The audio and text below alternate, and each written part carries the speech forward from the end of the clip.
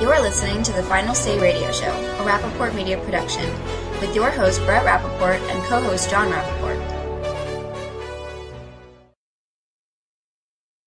Congressman Phil Roe, it's always a pleasure to have you on the Final Say Radio Show, and I hope all is going well with you.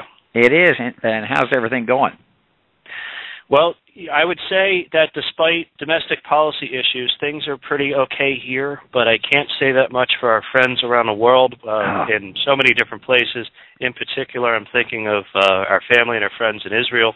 Terrible. But it is terrible on many levels, and I think every day we pray that something terrible or significantly bad doesn't happen to someone that we care about, and or people we don't know even. But it's a terrible situation, really. It really is. Brett, have visited Israel and spent some time there, and certainly studied that region a lot, and understand that war is bad for both sides. I mean, it's a bad solution to a problem. A negotiated solution is obviously much better. But when you have people, lobbing rockets on you day after day after day, it leaves only one solution when a negotiated solution doesn't seem to work. And Hamas is a terrorist organization. There's no question about that. That's absolutely correct. And I came across and we're going to get into healthcare, so let's not get too sidetracked, but I came across a report that I'm going to go over later in the program, but it's very interesting. It was a very lengthy report from the Institute for Palestine Studies, and it discussed a lot of the tunnel issues that are in Gaza, and a very lengthy breakdown and analysis, and it was very interesting because it looked at the economics of it, how it was built. And one thing that was mentioned in here is that upwards of 160 that were documented and admitted to children have died in the construction as child labor in these tunnels. And I thought that was very interesting. Of course, there's a lot more to cover in that report, but that was just an interesting thing to throw out there.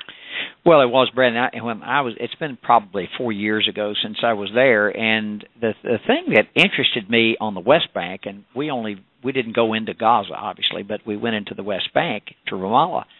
And what was interesting was that there was commerce going on. You could begin to see the Palestinians were beginning to do better, and war always sets that back. And, of course, this is not the West Bank where this activity is occurring. So, we can only hope and pray that both sides will come to a negotiated settlement, and that and obviously Hamas hides behind children and in schools, and it's very, very difficult in that situation to ever resolve this problem, because you've got one side that has one mission, and that's to destroy the state of Israel.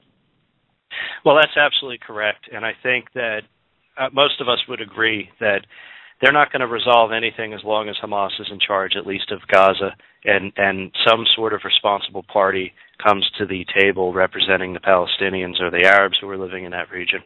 I couldn't agree more. All right, well, we asked you to come on the program because there's no one better to go to when it comes to these health care policy issues. And we've seen two recent appeals court rulings come down, and two different rulings, two different districts. One, I think, is a ruling that we could agree with, and one I don't think we would agree with. And this has to do with the federal exchanges and the state exchanges, and I'd love to get your thoughts on these opinions because I know you've been following this so closely. Well, Brett, I know you'll find this as a shock, but 3 years ago, and I made the mistake of actually reading the health care bill, and when I did, we've noticed this in our office, and in 2011, about this time, we wrote the IRS commissioner, the same IRS commissioner that oversaw all the nonsense that went on. But we wrote this and picked this very issue up. And I had Dr. Desjardins from my state sign with me, and we had 20-something other congressmen that we got to co-sign this letter I wrote to the IRS commissioner. And this letter said, look, when you set up these exchanges explicitly in the language of the bill, it says that if the exchange is set up by the federal government, that the only people that get the subsidies are the ones that the state sets up. And I told a lawyer the other day, a very scholarly attorney, I said, look, it's one of two things has occurred. One was this was very poorly written, which still doesn't give the IRS the right to make a ruling that says these subsidies go to both the federal and the state-run exchange. But the law is very clear on that. It's either was poorly written, or number two, it was written as a carrot and a stick. And I'll give you an example. In our state, we have Race to the Top fund, some $500 million 4 or 5 years ago now that the state got. But to get that money to help, quotes, improve education, we had to adopt Common Core. So it was a mandate. It wasn't a mandate. You didn't have to get the money. It's like, I think this was exactly what they did, and it's been shown now that a professor from MIT has clearly said that 2 years ago, was that it was a carrot and a stick. And I think that's exactly what they did, thinking that all the states, well, you're going to lose all this money. It's the same thing they thought that would set up Medicaid. They thought exactly the same thing, and they thought wrong. And I think this is going all the way to the Supreme Court. I've seen it argued. Professor Jonathan Turley was in the other day to speak to us, and he certainly believes this will be on a fairly expedited track to the Supreme Court, and I think he's right. Congressman, this is John now. You know, we've discussed, I believe, with you this issue in the past, and it is, to me, one of the biggest mistakes going for people who are accepting Obamacare as a promise, as another endless bureaucratic nightmare, at least from my perspective, is federalism in states' rights, the perspective that you're basically heading down the path of. And we've seen how quickly, when you commingle bills and or issues to apply coercive pressure to states' rights or other rights, it could be a nightmare. And I want to just give you one quick example, and I have a question associated with this. We saw just 2 days ago how, or maybe it was Friday, but we saw how some of the members in the Senate, the opposing aisle, if you will, had brought up the fact that they wanted to help Israel in their fight by putting extra financial support behind the Iron Dome, but then immediately packaged it up against some other issue that they wanted to do on the border regarding what I would refer to, my words, not yours, a manufactured border crisis.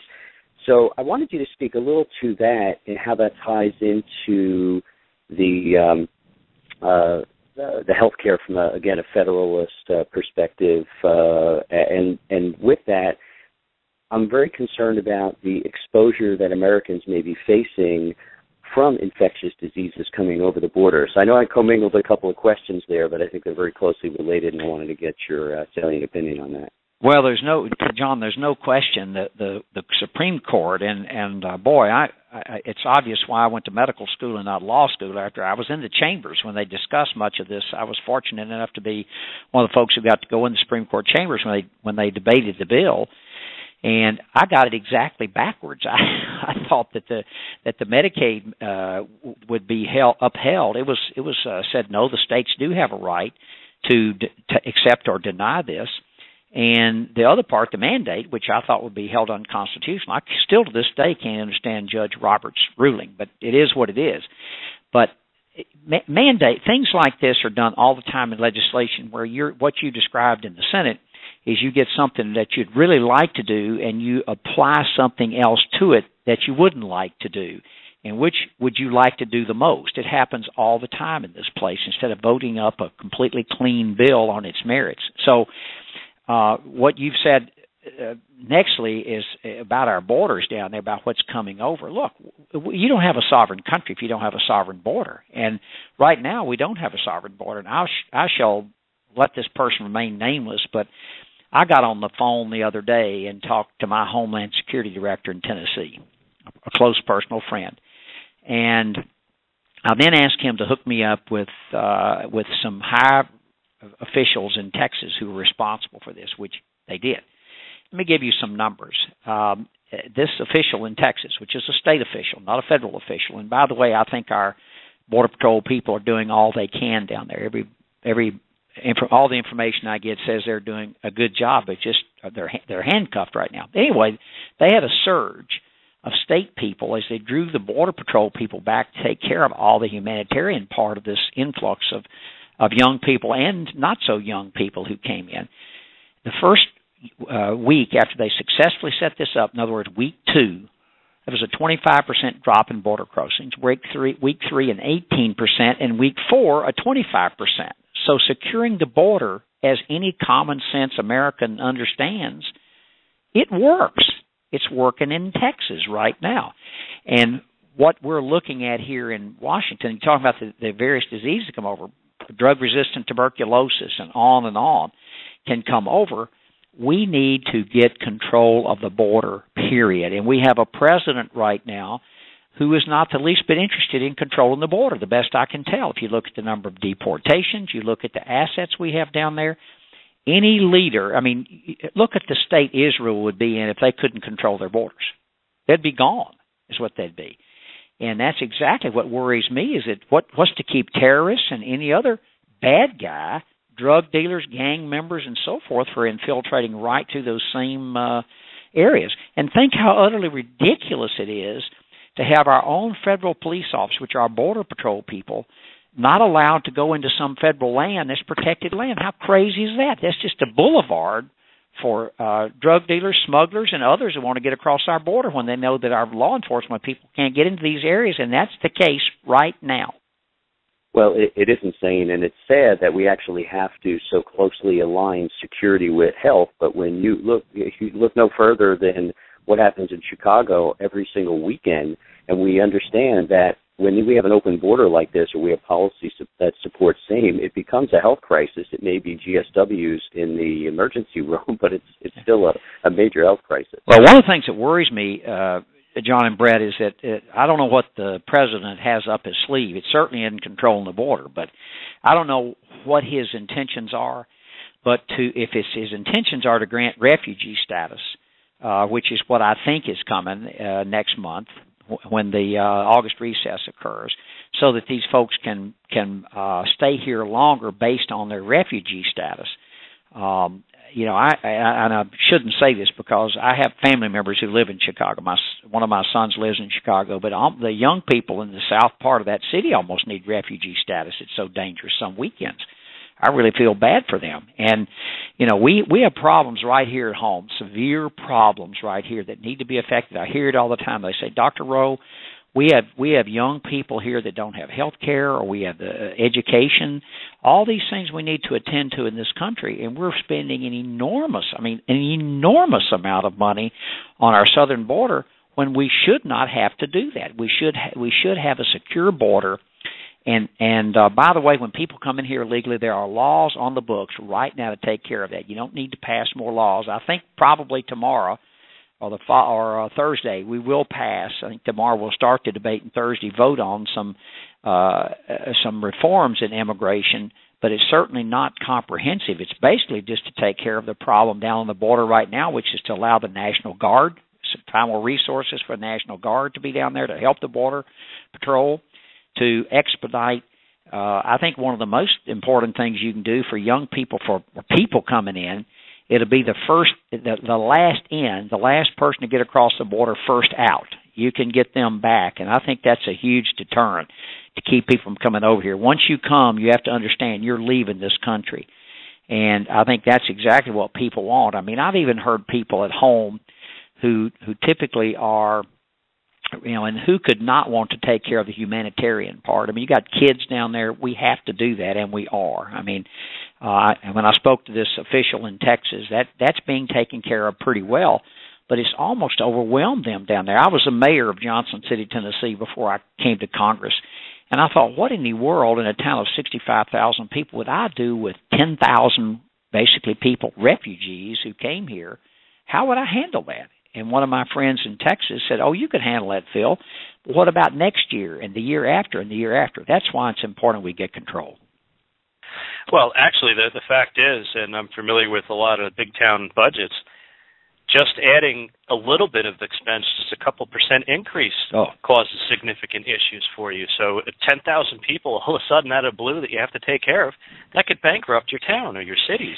And yes, it is. I was going to say it not only can, it is doing that, and they're doing a good job. And certainly, I have some connections in Texas that I speak to, and they really have done a good job. What happens now? These kids who come here are young people, and some of them are not kids. As I spoke to these folks in Texas, many of them are teenagers, early 20s who are getting here and using this as an excuse. And basically the message they've gotten in South America, in Central America, I mean, is that, you know, you're going to get amnesty if you come here. You're going to, because of the things the Obama administration has clearly said, the DREAM Act and other things, other indications. So it's not surprising that we got the response we did. We spoke with Congressman King yesterday, who just got back from the border, or just leaving from Texas with Congresswoman Bachmann, and he told us a lot of very interesting things that we've been hearing. But you know, they're there on the ground, telling us what they're being told there by people in the different border towns along Texas, the Texas-Mexican border, and it's very scary because you know, we're being told one thing, like it's a humanitarian issue with a bunch of kids. Yeah. But 80% of these illegal immigrants aren't these children. They're teenage age, and like you said, in their 20s, and they're gang age kids. A lot of them are going right into you know, these trouble areas, doing things that we have no idea.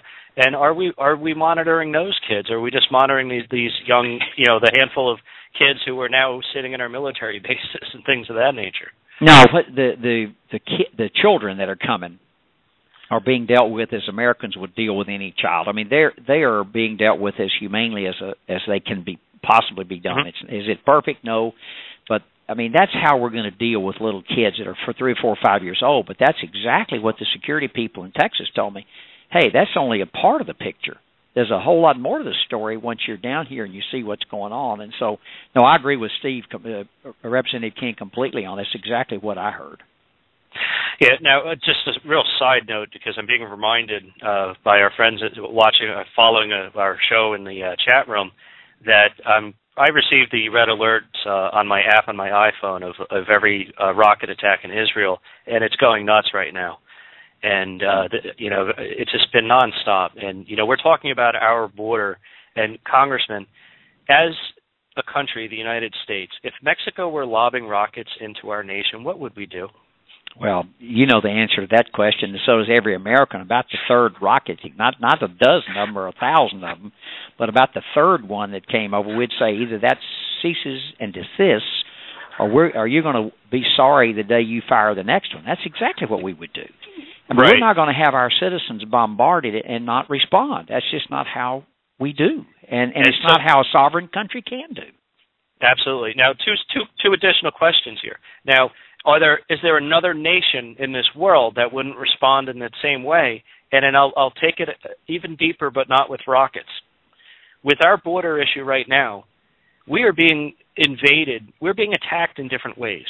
We have the drug issues. We have the gang issues. We have trafficking of human bodies and sex and everything else that goes on. But we also have something that may be even a greater and more significant threat, and that's the threat of terrorist cells who may be bringing either cells and operators over here or, God forbid, some sort of nuclear materials or weapons that could be used against our civilians.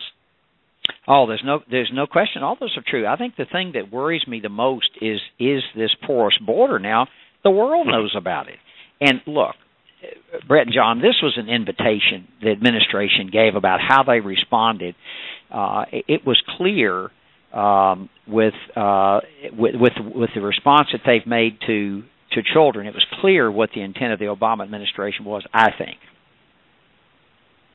No, yeah, well, I agree with that. I know we only have a few minutes left, so of course I want to give you plenty of and ample time to just make a couple more comments on the health care issue. What do you think is going to happen? Now, of course, we're going to wait for the Supreme Court to rule, but there are other issues that we have within the ACA, and I know that you guys have been passing bill after bill trying to deal with them. I understand there's a major holdup in the Senate, and I completely understand that the White House isn't going to do anything about it right now. But what do you see as the next couple steps that we could look from the GOP in the House? Well, I think the next thing that's going to happen is the sticker shock, because you're getting ready to have the new rates come out here in the very near future. So you'll have to, between the 1st of October on the end of the year, decide what kind of plan you want. Tennessee, Blue Cross and Blue Shield's already said it's 19.1% increase this year. And wow. And this is what's disturbing to me. Look, I mean, I don't like it when my wife writes a check. I turn red-faced and my neck veins stand out. but I can pay it. Problem with it is a lot of people can't. I look at we have to buy our health insurance through the exchange. And your out-of-pockets and your co-pays are going through the roof. And to make these plans affordable, I put quotations around affordable, what they have done is narrowed the panels where you can go to your provider, your doctors or your hospitals. They've narrowed that. They've increased the copay, and the out-of-pockets and deductibles have gone sky high. And so low-income and moderate-income people can't afford those. In our local hospital at home, 40% of the uncollectible debt now are people with insurance, and that's only going to get worse. And it's going to get worse because of Obamacare. And the biggest problem with health care in America 5 years ago when I got this Congress, 5.5 years ago, was cost. And what did the Affordable Care Act do? It ran the cost through the roof. And that's what the biggest deterrent for providing care right now is cost. So I think you're going to see costs go up. I think you're going to see more people just decide to pay the penalty because they can't afford it. The middle-income people's incomes during the Obama, this is a phenomenal story that hadn't been well talked about. They've lost a tremendous amount of buying power, and now you, by the force of the federal government, the IRS, and law, you're forcing them to buy a product they can't afford. That's interesting, and I can't get past this 19.1% number, and even if it were 15 in some places but 25 in others, let's assume that the average is somewhere within that range. Now, we're being told that we're not seeing inflation right now, but that's a heck of a number. Oh. And I can tell you this, whether it's a business that has to pick it up or a business that has to pass it on to the people that they sell goods and services to, or they make the employees pay it, somebody has to pay it. And that is a significant hit on the economy and on the individual economies, and that is not good for the middle class. And I got to tell you, I've seen a lot of tweets coming from the White House on what they're doing for the middle class, and I don't see the connection. In fact, I think they're completely disconnected from the reality. I agree with you 100%.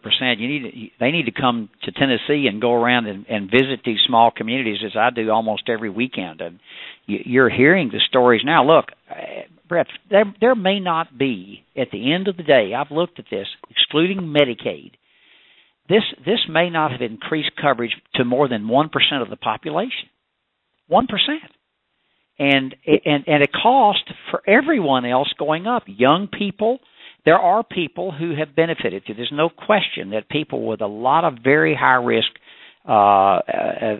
conditions have probably seen their rates come down a little bit. There's no doubt about that. But so many other people have been harmed by this and have put insurance really out of the realm of affordability. Look, if you've seen your purchasing power as a middle-income family shrink during the last 6 or 8 years, and they have, then how can you afford to pay more for something that was already expensive? Health insurance. Well said, and sadly true. I think every one of us has experienced that. I have a quick question. It's a concern, actually. So you raised the concern about sticker shock as being something that might really wake up the masses. But given everything we've seen in the past, isn't it a realistic possibility that we'll see an executive order where Obama, realizing this could have a huge impact on the midterm election, will simply push back the new rate tables until, let's say, December 23rd, when everybody's thinking more about Santa Claus and vacation than they are about paying their health care inflated rates? I think you can try that, but everybody knows the bill is coming due. And, I mean, that may happen again. He certainly put the mandate off for business until past the 2016 elections. But sooner or later, you got to pay the piper for this monstrosity, the Affordable Care Act. And, boy, this could have been done so much better had they just allowed an open debate on this. That's one of the reasons I got myself elected to Congress, was to have this debate. Completely shut out of the debate. It would have been much better if they had opened it up. It wouldn't have been the bill they had now, but it would have been better. I can tell you that.